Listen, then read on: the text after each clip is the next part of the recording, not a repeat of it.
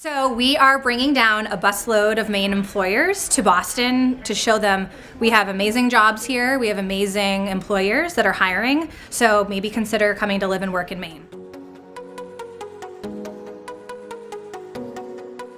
So I lived in Boston and I moved to Maine because I wanted to be up here for my family and the lifestyle, and so I started my company Chimani in 2010 and I've been making it work ever since. And so I like to get out and get to Boston and let people know about my story and the fact that they can have a great lifestyle living up here but still do innovative things. In Maine, you really can see your impact, and I think that's special, and it's very unique to me and what that experience is like.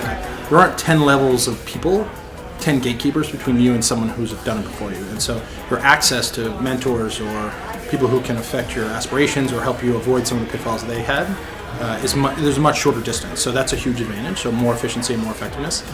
We moved up here for quality of life about 18 years ago and started here because doing business in Maine is fun. The startup ecosystem is so visible that it just doesn't feel, you don't feel alone anymore. Honestly, I moved from California, and when people heard I was moving to Maine, I got a lot of surprise and kickback from people just being shocked about what could be here. I lived in Boston for 5 years myself. I'm from Maine, and my husband and I had a daughter and decided it was time to head back.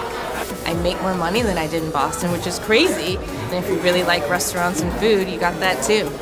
We have heard the anecdotes from the governor, from business leaders in Portland and Bangor, and from others that more needs to be done to attract young people to Maine. The state's population and workforce are aging. So how does one go about recruiting those young workers? News Center's Dustin Vladkowski is in Boston tonight with some folks who think they may have some answers. So if you stay for the rest of your life here in Boston, we want to know you better, and we want to shorten the distance, literally and figuratively, between us, as Jess so eloquently says. The second is, if you are interested in growing beyond the desk that you have currently at an MIT workspace, or you're looking at a better quality of life for you, your partner, your family, etc., we hope you'll give Maine a shot.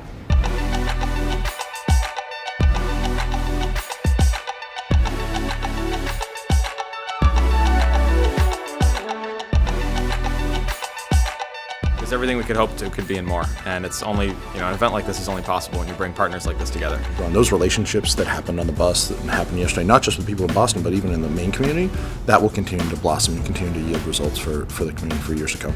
The one thing I think of is I met a brother and sister that grew up here in Portland, and they're both in Boston, and they're just trying to find their way back home. They're highly educated, coming out of Sloan, MIT's MBA program, and the reasons people want to come are pretty consistent. It's about the quality of life, the people, and the food and the beer.